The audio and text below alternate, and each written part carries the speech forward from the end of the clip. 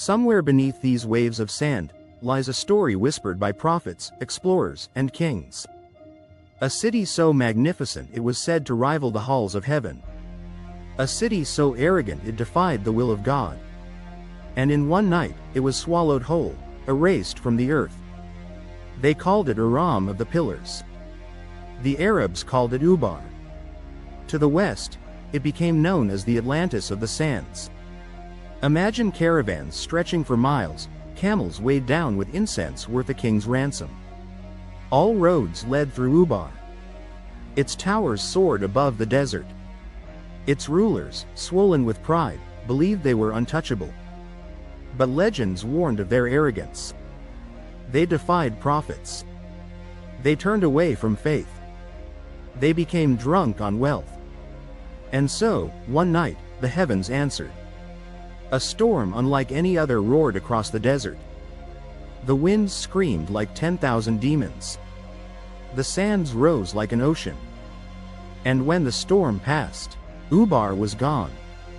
Some whispers claimed Ubar's rulers were not just merchants, but sorcerers. That in hidden chambers beneath its pillars, they studied forbidden texts, spells to control the wind, charms to bind jinn, maps leading deep into lands no mortal had seen. Perhaps these were stories invented by rivals, or perhaps the desert hides truths darker than we imagine. Some Bedouins say that on certain nights, when the desert wind rises, you can hear faint bells tolling beneath the sand. Others claim to have seen towers shimmering on the horizon, mirages, or perhaps memories. And so, for centuries, the legend of Ubar lingered. Not just a cautionary tale, but a promise.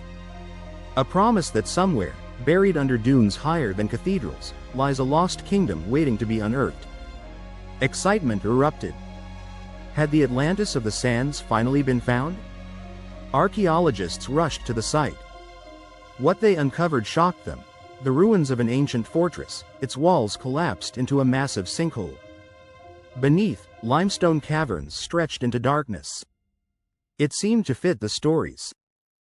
Towers that crumbled into the earth. A city swallowed whole.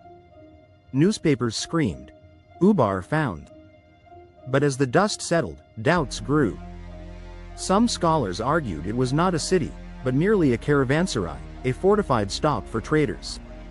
Others claimed the sinkhole collapse, not divine wrath, destroyed it. And so, the debate began. Even today, satellite images reveal strange patterns under the dunes. Drones scan the desert.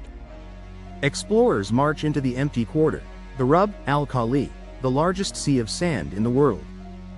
But the desert resists. Every ruin uncovered is swallowed again within years. The sands shift. The desert forgets. Somewhere, beneath the crushing silence of the empty quarter, something waits. Was Ubar truly the Atlantis of Arabia?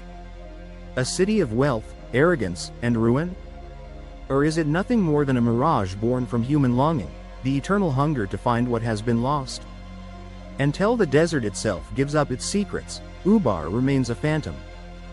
The kingdom of sand that sleeps, unseen, beneath our feet. Fade to black. A single whisper of wind remains.